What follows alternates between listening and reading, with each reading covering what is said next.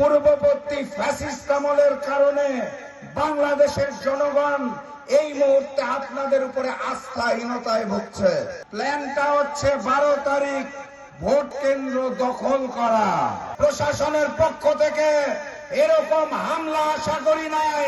গতকালকে শরীফ ওসমান হাদির হত্যার বিচার যাতে জাতিসংঘের অধীনে হয় সেই দাবিতে শান্তিপূর্ণ আন্দোলন এবং সংগ্রামের মধ্যে আমার দেশের পুলিশ আবারও পুরানো কায়দায় হামলা করেছে। শান্তিপূর্ণ সমাবেশের দাবি ছিল সাধারণ জাতিসংঘের অধীনে তদন্ত এবং বিচার।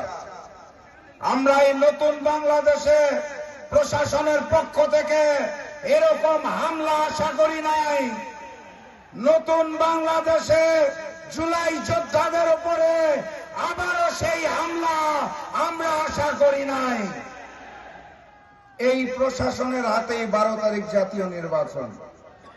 আমি অত্যন্ত দুঃখের সাথে লক্ষ্য করেছি, গতকাল পিরোজপুরে 11 দলীয় নির্বাচনী ঐক্যের সমাবেশে যাবার পথে আল্লামা দেলোয়ার হোসেন সাঈদীর সন্তান শামীম সাঈদী এবং আমার গাড়ি সমাবেশস্থলের পূর্বে গাড়ির কাগজপত্র পরীক্ষা করার নামে সেনাবাহিনী পরিকল্পিতভাবে 1.5 ঘন্টা গাড়ি আটকে রেখেছিল।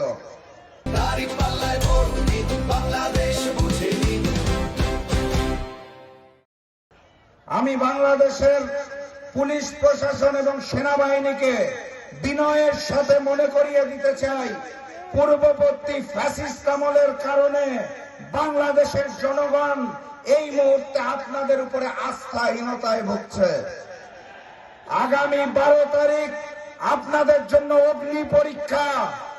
এই পরীক্ষায় প্রশাসনের, পুলিশের, সেনাবাহিনীর, বিএনপি হবার দরকার নাই, আপনাদের জামাত হবার দরকার নাই।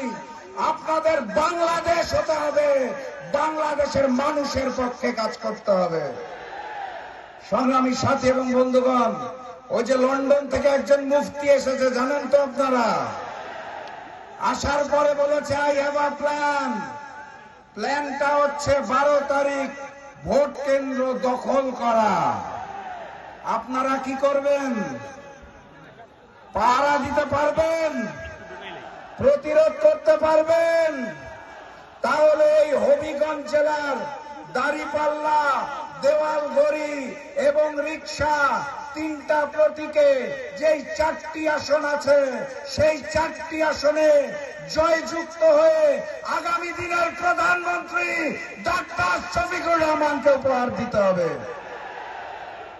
তার আগে আরেকটা ভোট আছে, মনে আছে তো নাকি? ইমানদারির সাথে ভোট দিতে হবে। গণভোটে গণভোটে গণভোটে দেখা হবে বিজয় ইনশাআল্লাহ। 12 তারিখের পর বিজয় মিছিল সবাই একসাথে করব।